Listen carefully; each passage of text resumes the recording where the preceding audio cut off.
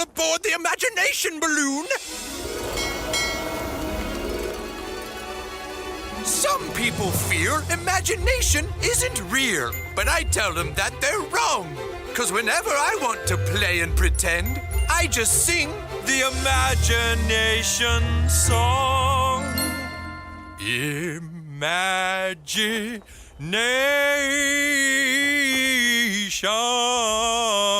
Imagination. Imagination.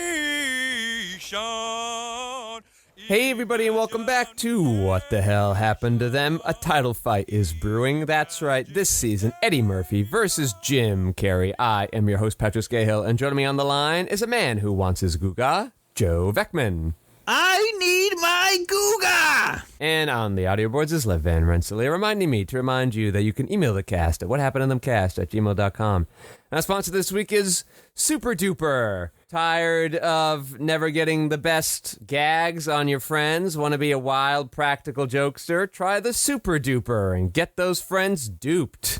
Oh. It feels like a very vague thing, though. I don't. In what way is it duping? Is it an illegal, approved way, or like is your friend's car gonna get on fire? Lev's gonna go look into that for us. All right, Joe. What movie is that awkward product sponsoring this week? Well, they awkwardly are sponsoring Imagine That, starring Eddie Murphy from 2009. Yes, a movie that asks the question, what if the movie If by John Krasinski was aggressively low budget and was super into insider trading? Yeah, it's not for children. This movie's not for kids. This is what I have deemed Eddie's trilogy, and I'm waiting to find the third one, of movies that are about kids, but they're mostly aimed at who knows, but like they're not aimed at children, but they're about kids and about having kids and how you can be neglecting them and wanting to do work instead. You found it so to go along with Daddy Daycare. Daddy Daycare, that's right. That's the other one. It's interesting Nickelodeon didn't want to make a movie for kids, but good for them. Okay, there's so much to get into with this one. I'm not kidding you. I have a lot to say, but probably not because I don't know. But you want a plot synopsis really quick? Yeah, give it to me. A financial executive who can't stop his career down spiral is invited into his daughter's imaginary world where solutions to his problems await. But why don't we see the imaginary world? It's a children's movie. It's imaginary, Joe. I get that, but usually in these imaginary worlds for children, we are entering the child's imagination. Okay, well, I'll tell you why, Joe. Visually, it would be nice to see that. I will tell you why with a sneak peek behind how the meeting went with Eddie. Nickelodeon went to Eddie and said, Eddie, we want to do this movie with you, and he's like, great, I really love the script. And we're like, oh, thank you, Eddie. Great. But, we're just Nickelodeon movies. Our big movies are like Snow Day and Max Keebler's big move. We don't have a lot of... excuse you, that Max Keebler's big move was Disney. You must be conflating that with Big Fat Liar. Big Fat Liar, starring Frankie Muniz and Amanda Bynes and Paul Giamatti. A movie we should definitely cover. A good movie. Yeah, you know what? Maybe I'll watch that this week at some point. Just to haven't seen it since it came out. Anyway, they're like, so we don't have like a lot of money for these things. We only have about $25 million. And then he's like, okay, I'll take 20 of that. And they go, oh no, but Eddie, then we can't afford a lot of the imagination stuff. And he's like, you'll figure it out. I think that's what happened. It's so scary how on target you are with the budget. It was $23 million. Oh, yeah. And I bet Eddie did take 20 of those $1 million. I was worried I was going to sound like an idiot in the middle of that bit, and you were going to be like, Patrick, the budget was 60. And I was like, beans. Oh, so no. How could I do this? Somehow I mixed up the budget with the box office. The box office was $23 million. The budget was $55. So clearly Eddie was like, I'll take 30 of that million. I want some Jim Carrey money over here. Thank you. I honestly am completely baffled at how this cost $55 million. It takes place in like 2 locations, one being an apartment, the other being like an office just an office. Yeah, it was that Blue's Clues clip they had to license from their own property. From Nickelodeon? They had to license it from themselves. Did you notice it was a post-Steve era Yes, Blue's it was Clues Joe. episode? Yeah, Joe, because Steve got himself in a little drug trouble. I think he just went to college, right? Well, in the show, yes. Steve went off to college. Oh, he had some issues. Behind the scenes, Steve maybe got a little into the nose candy, if you know what I mean. Oh my god, I was hoping you were going to say that, because that's a much more sexy drug to get into if you're doing kids' entertainment. Got himself into the devil's dandruff, so to speak. Ugh. Yeah. You said this was a trilogy with Daddy Daycare. You really did enjoy Daddy Daycare and this sort of father's journey about trying to be a parent. Obviously, this movie's not for kids because there's no kid stuff in it, but There's absolutely no kid stuff in it. how did you feel about this movie compared to Daddy Daycare? I kind of love this movie. Oh, wow. I thought it was a very, very interesting, incisive look at a father not being neglecting his child, but also saying, "Oh, well, maybe the way I can spend time with my kid is by manipulating her into thinking that I want to spend time with her because I'm just trying to get ahead in my career." I like, Joe, that you've joined this very special and privileged club of all 6 moviegoers that have enjoyed this movie. I don't know if I enjoyed it, but I admired it. I thought this was It's okay pretty that you bold. liked it, Joe. It makes sense, right? This definitely does feel targeted towards parents more than I children. cried twice. Yeah. I cried once when he was actually putting it together that how to actually bond with his child is to help her. And when he was trying to help her sing the Beatles song, I cried during that because it was really beautiful. Because he's doing something for once. He's such a shit dad. And then you cry at the end when he's the king. Yeah, I cried at the end when he was a king. I swear to God. I was I am such a simp. I was so stupid. I'm I bet this got Joe in my notes It did. here. It cut me so hard. I was at work and I just started bawling my eyes out. And I'm God damn it. Well, I'm glad we have the parents' perspective for this movie because 10 years ago, this could have been one we'd just dump on. Yeah, I mean, there's nothing whimsical about it.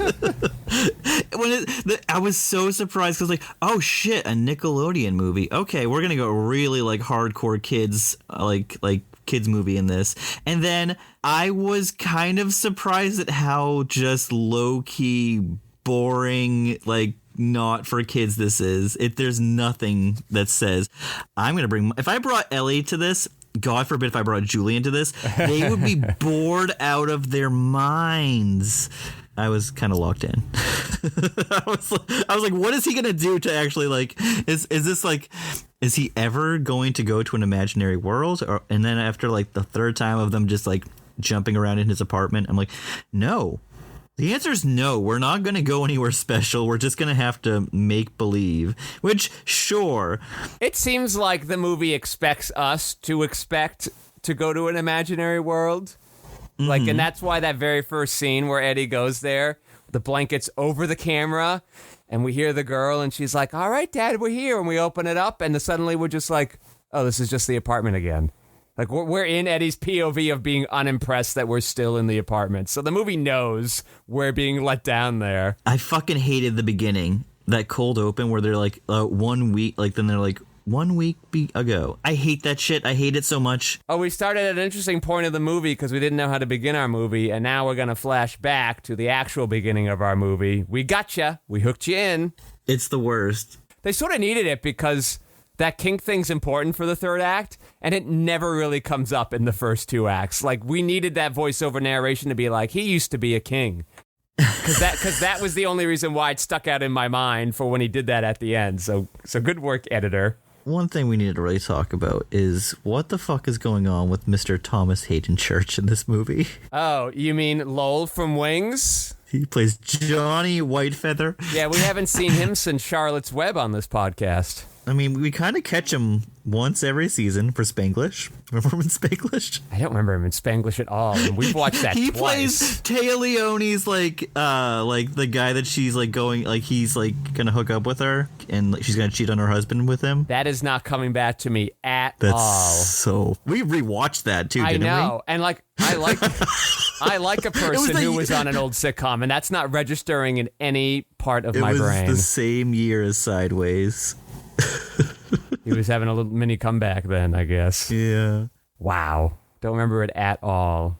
So I did have a theory. I'm like, this movie's coming out in 2009. Hollywood does technically know better now. I wonder if the twist is going to be he's not actually Indian. And that did indeed end up being the case. Yeah, no, it's part of the trivia. He is 100% not Native American. Yes, but since his character isn't, it does make sense. Either by blood or tribe, he had misgivings around playing the Native American character Johnny Whitefeather and did research in preparation for the role in consultation with the Sioux Nation and Cayuga Six Nation Tribes member and actor Gary Farmer. Okay, but so again, he does research. But again, his character is not Native American. He is just acting Native American. It's weird that they seem to have somewhat dyed his skin, but outside of that, the casting seems fine to me because we find out he's like 1/32nd Native American.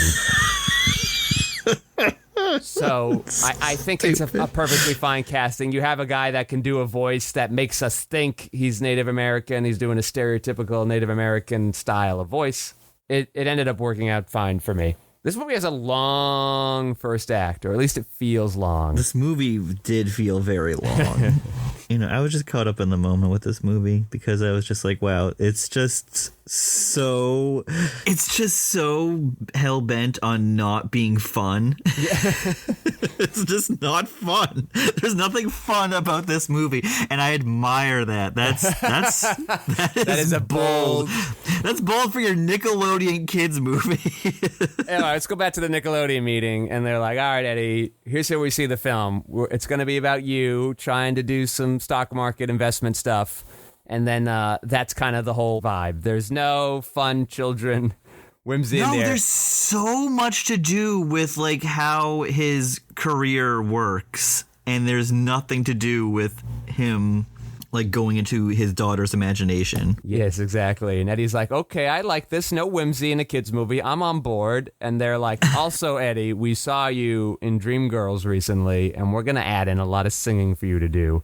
And he's like, what? And they're like, yes. And I, Patrick, am here being like, oh, I know where their budget went, where their $60 million budget went. It went 1/3 to Eddie and 1/2 to all the Beatles songs they had to license. They used Beatles songs like 6 different times, various different Beatles music, and I bet you that costs a fortune. Do they cost less? Yes. They definitely cost less. Do they cost significantly less? Probably not as much as you'd want. I thought this was a major step up from Meet Dave. I don't know. I can't believe it's an hour and 47 minutes, and it is an hour and 47 minutes, and I'm like, why is this kid's...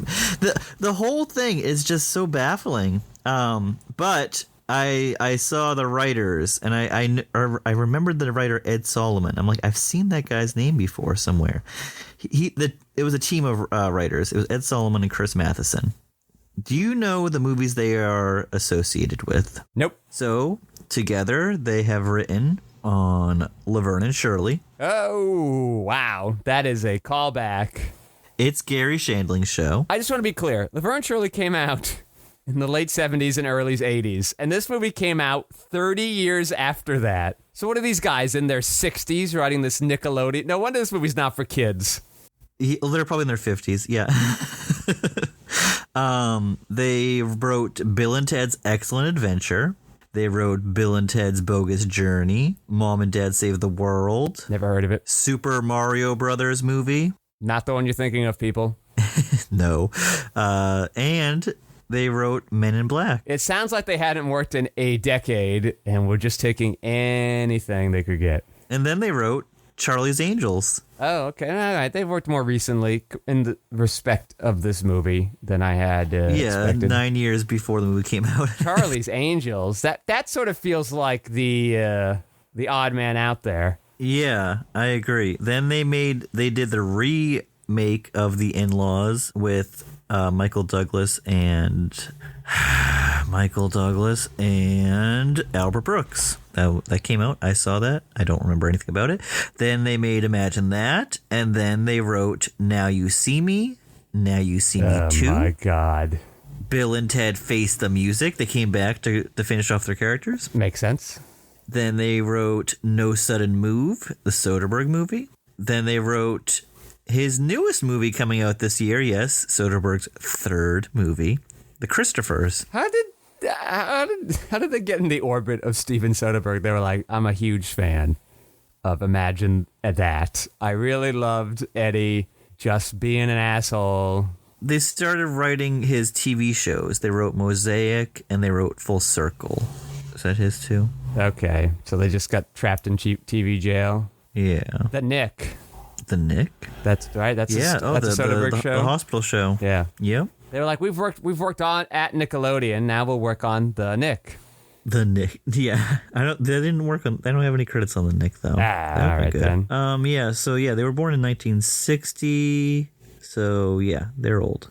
I just want to get your parents' perspective here. Did it seem odd to you that he goes to this like gym birthday party thing and just nobody will let him see his daughter at all?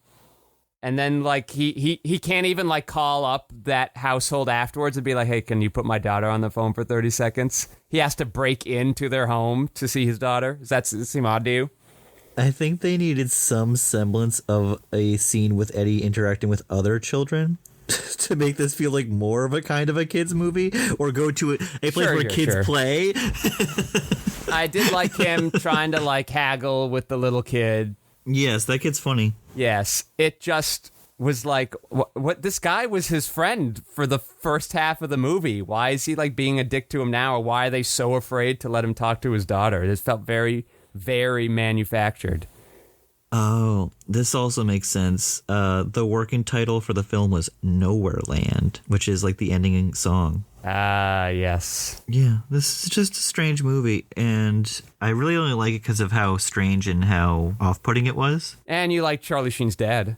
Ah, Martin Sheen, of course. I thought for a lot of the film just wasn't going to have ever been on set with people because we kept seeing him on the screen. Video calls. Yeah, exactly. What if your daughter's imagination was the secret to your success? Yeah, all right. Very uninspiring tagline. So, Joe, this was like a secret basketball movie for you. You got Carmelo Anthony popping in. That's who that was? Yeah. My newly anointed hoop head. You don't even know what's going on in 2009. I didn't clock him. And the little Denver Nuggets love. Yeah, I don't think he's on there anymore. He's on the Dallas Mavericks now. I mean, it's impressive he's still playing, 17 years later. Good for him. Also, this is the second movie in a row. Yes. With a shout out to Red Bull. I wonder if they were doing like a major marketing push. I read the bull. Yes Man's also 2009. Oh no, 2008. Well, end of 2008. I mean, we're still in like this year and a half span of Red Bull being like getting any movie possible. It's impressive they didn't make their own movie about the adventures of a Red Bull. Don't count that out from happening. Or what if they had been like they had rewritten it and they were like, okay, Thomas Hayden Church, your character will be John Red Bull. I mean, that's the way to do it. Eddie Murphy was nominated for the worst actor at the Golden Raspberries for this movie. Eddie racking up them raspberries. He did not win that year for worst actor, but he did win the worst actor of the decade. Why is that a category? That's not very nice. It's the 30th anniversary of them, so. Okay. I guess it is the end of a decade. It just still feels mean. I just don't. He definitely has not had a nice run, but he's not like bad in this movie. He just isn't. I just think there are many worse movies than this coming out in 2009. Yeah. Like I'll take Meet Dave over this because I think Meet Dave better utilizes Eddie Murphy insane. Than this movie. Yes, sure. Comedy-wise, yes. I mean, there's nothing funny in this movie. A little bit when he's arguing with that kid, and maybe a little bit when he's doing the first time in the imagination, but like it's not the best I've seen of Eddie. This is bullshit. I think this is all bullshit. The fucking Razzies suck. This is who Eddie Murphy was going up against and for the worst of the decade. So he was nominated for Adventures of Pluto Nash, I Spy, Imagine That, Meet Dave, Norbit, and Showtime. Oh, I forgot about Showtime. Showtime is bad. But he was going up against, all right, are you ready for this? Yeah. John Travolta for Battlefield Earth, Domestic Disturbance, Lucky Numbers, Old Dogs, and Swordfish. I would say those make sense for bad movies. Rob Schneider for The Animal, The Benchwarmers, Deuce Bigalow, European Gigolo, Grandma's Boy, The Hot Chick, I Now Pronounce You Chuck and Larry, Little Man, and Little Nicky. Mike Myers for The Cat in the Hat and The Love Guru, because those are the only two movies that he made that weren't Austin Powers movies, I believe. It's sort of crazy that he's gotten nominated for Worst Actor, and it's only from two. Like, that's how bad his acting is, that those two movies cratered anything else. I know. And then finally, Ben Affleck for Daredevil, Geely, Jersey. These are just some really rough fucking movies. Jersey Girl, Paycheck, in which he literally took a paycheck. Pearl Harbor. Oh, what a slog. And Surviving Christmas. A Christmas movie I revisit just because of how amazing the cast is. But wow, is that such a dog shit movie. So I would say that for Ben Affleck and John Travolta, the kids aren't... Oh, this isn't Kid Choice Awards, though. This is Raspberries. This is Raspberries. Okay, that seems all to make more sense. This is easily Rob Schneider's one to win. He is the fucking worst, and he's just a shithead. So, like, yeah, I like Rob Schneider in the audience being like, "Damn, even for worst performances, I can't win awards. I can't win. Damn, I'm getting it screwed on both ends." In comparison, though, the actress who plays his daughter, Yara Shahidi, was nominated for Best Performance in a Feature Film for a leading young actress for the Young Artist Awards in 2010. Did she go on to do Blackish? She looks familiar.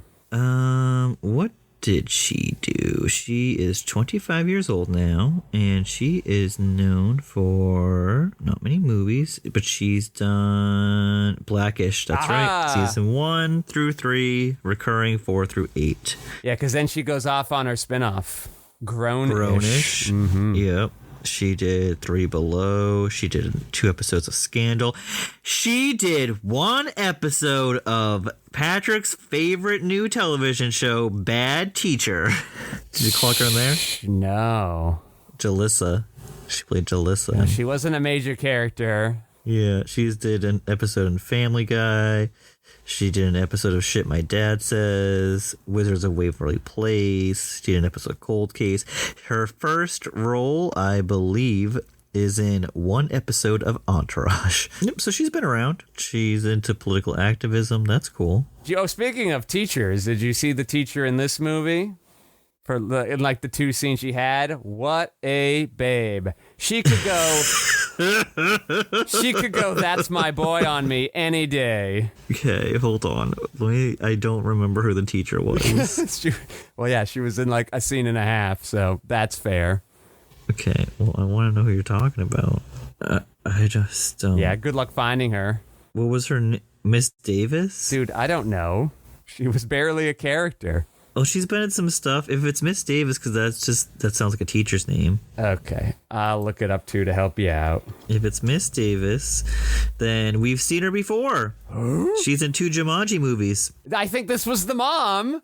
And I also said there, I was like, wow, what a hottie. You can go back and look at the tape. Go back and look, it's there. Well, when you know him, you know. Yes, it is. Spencer's mom.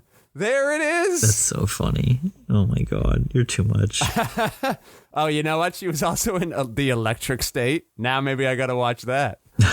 Well, you need to watch that just because of our guy, Coleman Domingo. I look forward to that one scene. Yeah, I think it is just one scene. No, she was in Madam Secretary. She was in the Sarah Silverman program. I love that show. It's so weird. It is a weird show. I like that show. So my review for Imagine That. Profound. Yeah? Not a kids movie. Definitely becoming a part of Eddie making a movie for kids that has nothing for kids in it. It's a movie for parents who have younger kids. I cried twice. Wish it were funny. Yeah. It was fine. I gave it 3.5 stars. I gave it a heart. It's in my top 10 for Eddie. It was such a surprise. Because I don't think he's a bad actor, and I think he's playing the part. I don't blame him. This rate number 6. He's not being used as his best here, I think. Yeah, he's not funny, and he's not really a stellar dramatic actor. I guess he can be sometimes. Yeah, but it's not even fully his fault. The script just is. Yeah, I think the script is pretty awful and lacks imagination. Ironic. This Carey Kirkpatrick guy has made 2 other movies. He made Over the Hedge, and then he made Smallfoot. I get it. Smallfoot stars Channing Tatum, James Corden, Zendaya, Common, LeBron James, Danny DeVito. Anyways, I thought this was a fun... Sorry, excuse me for using the word fun in this movie. I thought this was a interesting take on parenting. And I don't know if I enjoyed myself, but I didn't hate watching this movie, which I've done with many of the Eddie movies. Well, here's what I will say. Yeah, what will you say? In our Maren Hinkle watch, the attractive actress from this movie. Okay. Sorry, I was unfamiliar with her game. Okay. She was, in fact, born in Tanzania, which I would not have guessed, but was only there for 4 months of her life, because then her father became a Superior Court judge in Massachusetts. Holy shit. Yes. She was right next to us. Yeah, so they lived in Boston, Massachusetts for most of her young childhood. What was your chance? Graduated from Newton South High School. Oh, wow. Yeah, went to Brown. And here's the best news. Divorced as of last year. It sounds like she's on the rebound and needs a little magic Patrick in her life. Oh, I'll give her something to imagine. Woo! What, you're going to scare her? Ooh, yeah. Ooh, I'm a ghost. Okay. All right. So there's that boardroom scene where Thomas Hayden Church is stealing Eddie's clients, and you recognize Stephen Root, I'm sure. Of course. Love Stephen Root. Sitcom legend Stephen Root, but also in there was Drew Carey's boss from seasons 8 and 9 of The Drew Carey Show. Oh, yeah? Which means it's time for a little Drew Carey musical licensing rights. Okay. Moon over Parma, bring my love to me tonight. Guide her to Eastlake underneath. All right, we're in season 7. Season 7 makes me a little sad because it begins and Drew Carey marries 2 women at the same time. And I'm always just like, it was funny when Drew Carey's life's crapping on him and it's not his fault, but now that it is his fault, I go Drew, come on, you're better than this. But anyway, so neither of the women know about it. He's trying to figure out which one he loves more, which one he wants to stay married to. So he's balancing that out. He's living 2 alternate lives. And in the middle of the sequence where we see him living that out, they play Stuck in the Middle of You. Makes sense. Obviously, they can't afford that in this new version, so it's some song I never heard called Flip Floppin'. Maybe they wrote it specially for this redo of the thing. I don't know. It fits fine enough. If you didn't know it's supposed to be Stuck in the Middle of You, it's not the end of the world. The editing does feel a little off, but it seems fine enough. And then, in a later episode, once the women find out about it, and they both leave him, and he's having a little sad moment with himself. The joke is, he turns on the radio to give himself some music, and it starts off with Walking on Sunshine, and then he just changes the station immediately because he doesn't want to hear the happy music, and then it's Boys Don't Cry, and then we gonna fade out of the episode on that. And obviously they can't afford either of those songs, so they pick some generic nursery rhyme kind of song, and then he changes it to some generic kind of sad music. Nothing super exciting there. All right, then there was an episode that caught my attention because it was 2 minutes shorter than all the other episodes. And I thought, okay, they definitely have cut out a major sequence from here. Well, at the end of season 6, as I mentioned, Mimi had tricked Drew so harshly that she got him thrown into a mental asylum. Like, he went actual crazy from it. Drew's been mad at her all season, and so has his brother, the Zodiac Killer. Oh, yes. John Carroll Lynch. And so Mimi's trying to win him back, and Steve is starting to, like, fall for it again. But Drew's like, no, you can't do it until you properly apologize to me. I'm sorry, the brother says that. Like, I want to come back, but you have to properly apologize to my brother. And so what does she do? Well, she hires the band Motorhead, and she and Motorhead sing an apology rock and roll song to him. They just have cut that whole sequence out. Just suddenly, Drew has decided to forgive her, and we never really know why. But yeah, they play a whole song, so that's why we have lost so much time. There's also a lot of setup of like her setting up the music and then a little aftermath of the music playing and them having a conversation. All of it's gone. And I just want to say that we're like 8 episodes into season 7, and 7 of them have had musical licensing issues so far. Oh. They just like went all in on this. And then there's a couple episodes with no music, and then they go to an episode that they shot live, the 3rd Drew Live episode that they did. This one has the delightful plot of John Ratzenberger trying to get Drew to kill himself so that John Ratzenberger and the Blue Man Group can take over his show. Oh, the Blue Man Group. Yes, that is how crazy that episode plotline gets. Anyway, in the middle of it, Ryan Stiles plays that like Hollywood theme song. He plays that on his nose. They cut that out. You can't do that. On his nose? Yeah, he's just like... They had to cut it out? Yeah, they had to cut out that song. They leave the last note in, so they're able to salvage the joke a little bit, but it does go by so quickly, it can be easy to get the full weight of the punchline. And there you go. There are musical licensing rights. For this time, we're like a third of the way through season 7, and I just imagine they're going to keep on coming, these musical issues. Yeah, no, they've plagued you for so long. I will reiterate, surprised at how often we're running into this. Like, it doesn't even stand out to me when I watch it normally, like how much music is actually in here. So pretty crazy that they went all in on it. But now also, anytime I see another show with music in it, I go, well, they secured the rights. They get to keep their music in there. Well, why didn't you, Carey? It's very sad. Simpsons does it a lot more than you'd expect too, and that's all still in there on Disney Plus. But maybe Simpsons can just afford to retroactively pay for that music. I don't know. They are rich. They certainly do have a lot of money. All right, Joe, what are your last looks on Imagine That? A movie for dads. A movie for dads who have daughters. But don't watch it with your daughter, because it's just for you to realize that you need to spend more time with your kid. Yeah. So watch it once and then spend more time with your kid, because that's what I did with my kid. Yeah. What's your last looks? My last looks, why did I do this movie? You know, we know we're in... Yes, Joe? I'm sorry, I just forgot, because I read this too. Eddie said this is his worst movie. he said this is his worst movie. Oh yeah, just we've like heard every that time before. He says I look forward to his next worst movie.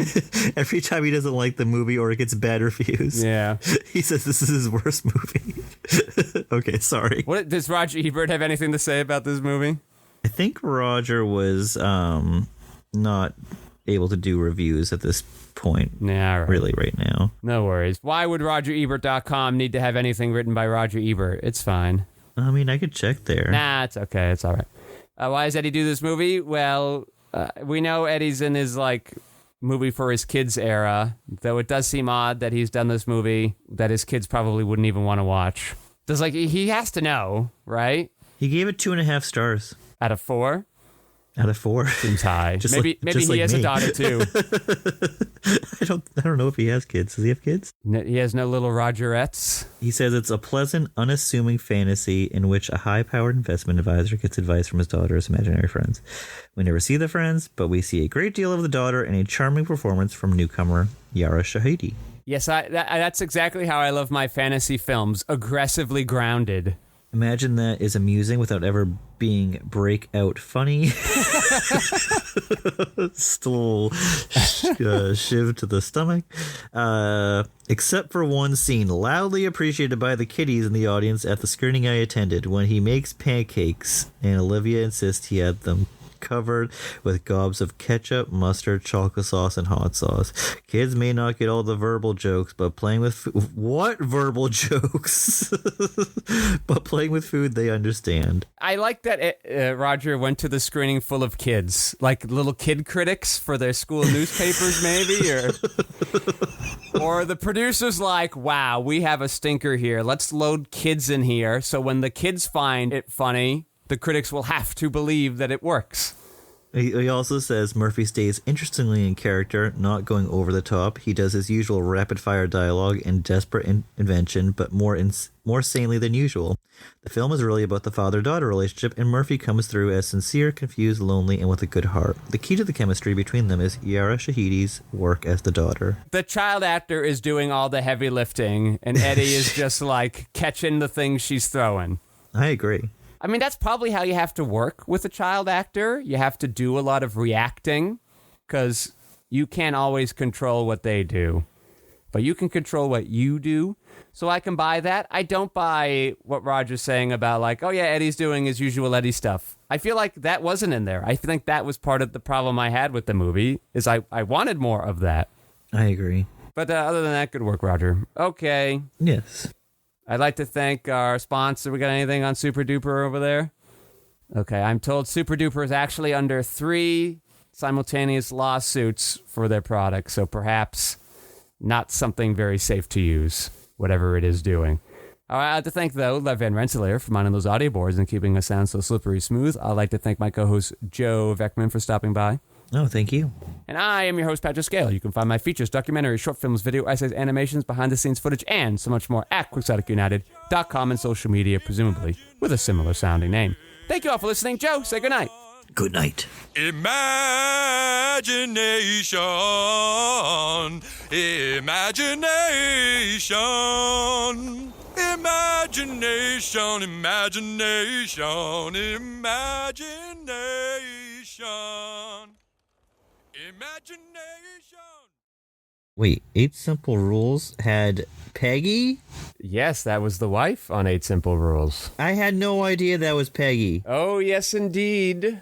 She's That's been on fun. sitcoms for, yeah, she just has her normal hair. Her whole life. Yeah, she has her normal hair there, so it's easy to get confused. In the later seasons after John Ritter dies, they even have Ed O'Neill come back for an episode as like her high school boyfriend trying to win her back now that she's single again. I had no idea this was also Kaylee Coco. Oh, yes, indeed. That was why I started watching Big Bang. I'm like, oh, I remember her from 8 Simple Rules. That's so funny. And then, yep. Wow, they just did like a hard swap. When John Ritter died, they were like, okay, Spade, hop on. So for the half a season, it was David Spade, the guy, the father Garner. I forget what his name John is. Ratzenberger shows up too. He shows up for an episode with Shirley from Laverne and Shirley. I think they're neighbors or something. Anyway, yeah, so it's David Spade, Father Garner, and then whoever Katie Seagal's mother is. And then they get rid of the mother, and then it's just those 2 dudes for the rest of the show. Weird.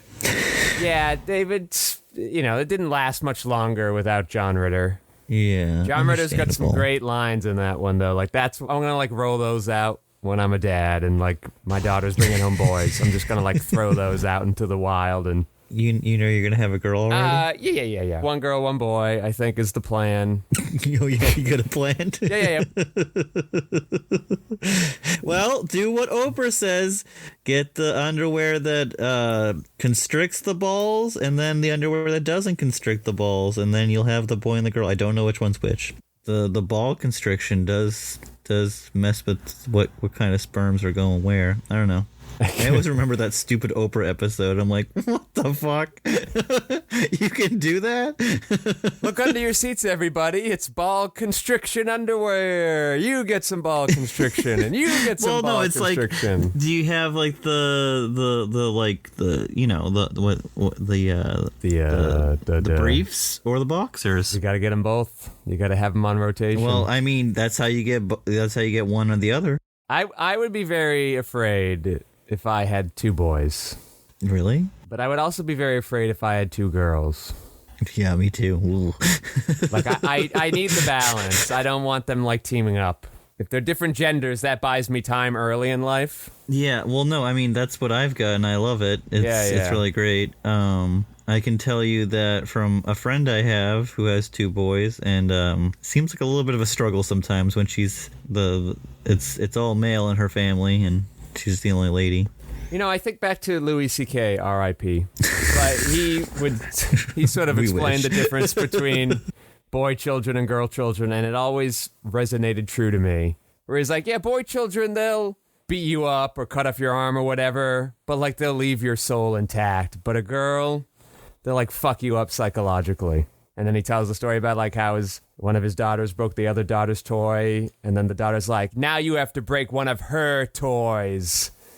And then, like, Louis C.K. does it, but, like, he feels like he lost a important part of himself then. That's what I'd be worried about with the 2 girls, just, like, getting that psychological browbeating.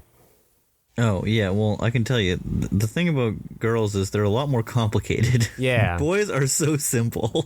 You know, I just think back to Adam So Sandler in Blended, and he's just in the CVS looking at the tampons, and he's like, what do I do? I've never had that problem. Just talk to your partner. It's fine. But Adam Sandler doesn't have the partner. That's the problem. The partner's What about dead. Drew? What's wrong with Drew? He's not in there yet. They weren't there. Okay, yeah. Jesus, okay. Joe. You've watched that movie more recently than I have, too. It's been a bit a day. When did I last watch Blended? Okay, let's just check and then we'll get started. I'll tell you when I watched last Blended. Last time we recorded it. But it's stuck in there. Stuck in my craw. It was January 15th, 2023. Hey, a lot's happened in my life since then. I'll tell you what happened. You came around and you said, Blended, excellent film, Patrick. You were right. I gave it 3 stars. It's a good movie. Yeah, I'll take it. It's going to keep going up because I know I like it now. Okay. All right, we can start it then. We'll start the thing that we're going to do. Oh, I'm drinking water.